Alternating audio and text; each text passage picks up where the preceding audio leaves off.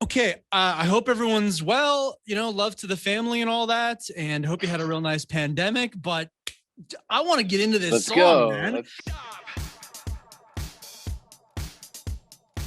man. This Let's go. song is unreal. Like, the feedback has been wild here. Everyone around the station is quite crazy about it.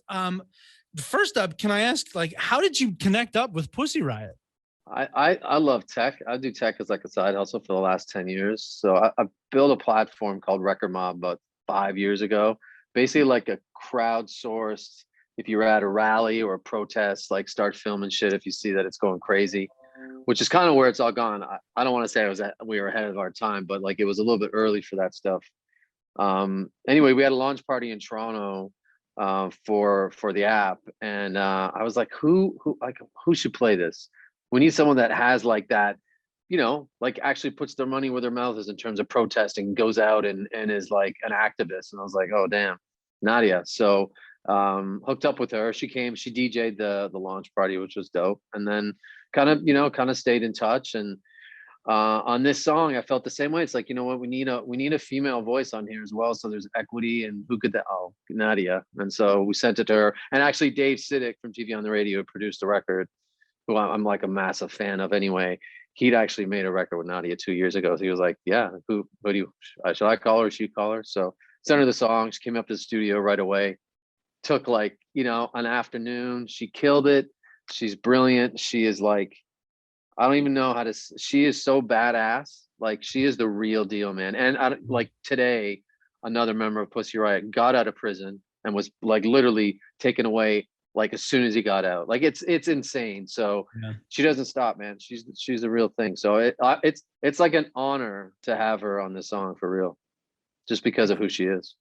Yeah, I can imagine, and I imagine too that there's so much probably attention that comes with this kind of a collaboration. That these are these two artists that I guess if you were really paying attention, like you said, you would have seen this coming, but it was kind of for a lot of folks, I think, a surprise.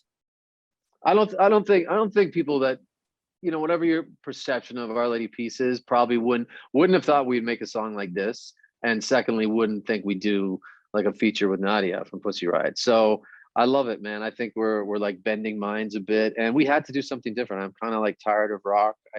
I think we all felt like it's become a bit of a cliche. So how do we bust out of that? And Mm. my main goal was like I said, TV on the Radio is a huge band for me, like literally one of my top three all-time bands. And Dave is the mastermind in that band. I was like, we have to get Dave to work with us. So, twisted his arm. He really liked that song, liked the music, and thank God, because he really took us to that next level that I don't think we could have done by ourselves. It's really cool. I don't want to get too technical about it, So, but I just am curious about what was the collaboration and recording process like? Was it? I imagine it was in the last year and a half or so. Yeah, we did this song like live with Dave. Like when I first went up to it, he lives in LA. So when I just first jumped up to his studio, we just had a great couple days hanging, going over the song, like tweaking little things. And then the band was in town. We were on that Bush Live tour in the US. And so the band came up and we finished it off. And then COVID hit. So we kind of did the record like virtually. But Mm. you know what, man, I gotta say, I really dug it because you know what it is, Paul. It's like Dave is literally, he's a mad genius. Like he is so dedicated his life to music. His house is one big studio. So it was awesome to like send him tracks or a demo. I'd send him like an acoustic guitar thing, or a demo that the band did. And then 48 hours later, he would just Dropbox me something into my studio. And I would sit in my studio with the speakers and I would go, oh my God, I can't wait to sing this.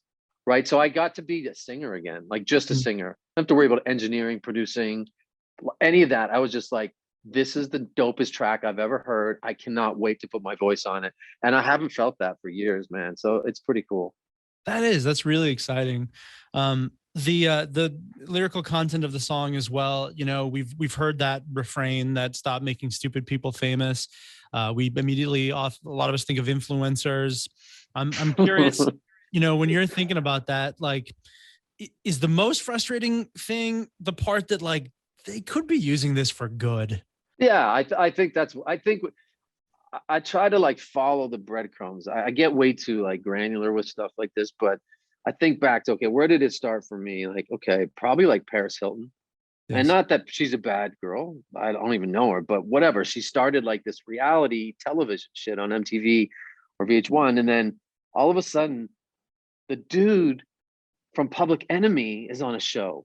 Like Public Enemy, like a seminal hip hop band. Do you know what I mean? Chuck D. But Flavor Flav is on this show now, and it's like, okay, we're going off this cliff. And then it just went way off from there. And then, you get into the politics of it and where we are today. But I, that is like, and I don't want to. I'm not this clever, but the title's almost like clickbait because the song's really not about that. The song's about let's get past this, man. Like the song starts with stop, and it's just like, can we stop? Can we actually stop ourselves from that injection every day of this kind of, superficial, non-substance, content that we always consume, and the people that are feeding us it are just not great. So it's really about getting past it, which you said at the beginning. So you're right, basically. Can we stop it? Like, do you see a realistic way to get past where we're at right now? Well, man, every day I wake up hoping people are just done with it, but that's not the case. So I guess it's more of a balance, right? Like finding some sort of balance. You mentioned it before, but I do want to ask you about this change in sounds, and it's sweet to hear you so excited about new music. But tell me more about like what really inspired to do something kind of so drastic. I know you said you're tired of rock. I feel like a lot of people are kind of tired of the same old sounds and can be as creative and as out there as they want these days, and that's great and everything. But what for you really inspired it? I mean, really, honest to God, like just knowing, like admitting it is half the battle, right? Like an addict. And so us sitting down, this was the first song we recorded with Dave, him calling this like future rock. You can like people have already said, I hear like Gang 4, I hear Talking Heads or whatever, but I think the bones of Our Lady Peace are still there. But the cool thing is Dave was able to take everything to another level that we just, and I said it before, like we just couldn't on our own. Like we needed someone. And this is a good influencer. Dave's a good influencer. He's a good like conduit for that because he gets it. He called it like future rock. And I was like, you're my master, man. Like lead me there. I will follow you in way into the dark, And so he just comes at music from a different way. And his whole thing is like taking what we did. And like I said, he would just kind of rearrange stuff. He would program drums. He's like has this wall of modular synths, which is just the crazy. It's all plug-in stuff, right? It's not touch synths, and he has an incredible synths collection. But he would just like people have to hear this record. It's the best Our Lady Peace record we've ever made. Wow. And it sounds like you're giving a lot of credit for that. Like I just keep hearing Dave. Well, you need a muse, right? Like when you've made so many records, and even the last 3 records we've kind of like produced or co-produced on our own. So to just give in to someone that is as talented as Dave, if we didn't do that, I probably wouldn't be talking to you right now. So then can you explain to me the like how is it a sequel to Spiritual Machines? It is in the sense of, I think it was time for Spiritual Machines. Like during the pandemic, Spiritual Machines turned 20 and it was like, shit, okay, we should take a look at that because it was based on Ray Kurzweil's book, who's a futurist, makes predictions. On the record, he makes a bunch of predictions. So it's like, we should go back and see what he got right, what he got wrong. I'm not going to give it away. He's a smart dude, doesn't get much wrong. But so we just felt like, hey, this is a good time to reflect on that, make something new.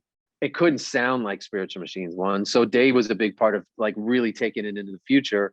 So all this futurist stuff really kind of ties together, and Ray's back on the record, making more predictions. He starts the record off. It's so dope. He starts it off talking about the age of Spiritual Machines and what he got wrong and what he got right. And so that's just like this. When I hear his voice again, I'm like, I get chills. And then he makes like all these new predictions. And the cool thing is, Paul, it's like, you know what?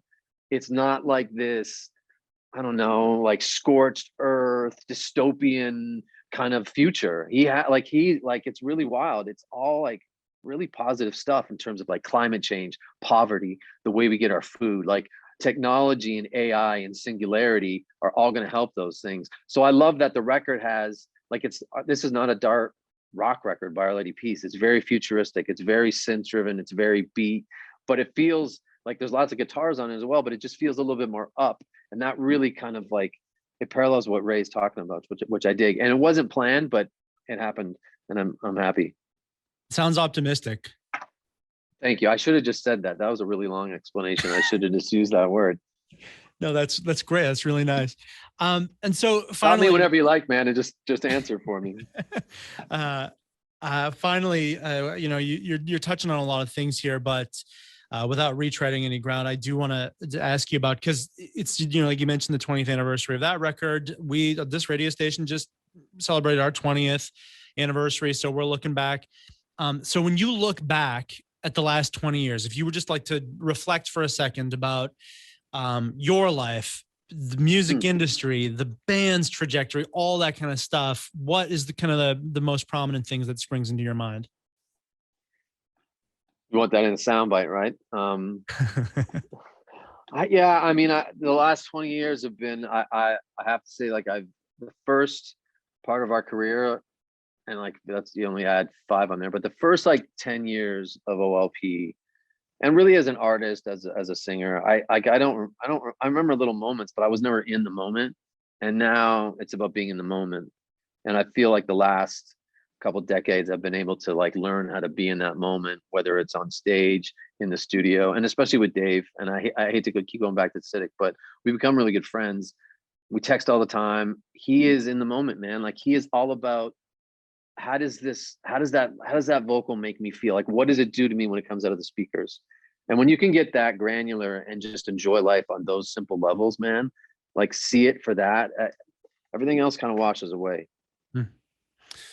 Well, Raine, thank you so much, man, again, for taking some time. And like I said, the song already is getting a lot of good reaction. So hopefully that brings you out west before too long, if that's kind of in the cards, if some touring is what you guys are up to. But otherwise, thank you again. Of course, really man. Appreciate it. Can't wait. My pleasure, man. Okay. Happy anniversary. Yeah, thanks very much.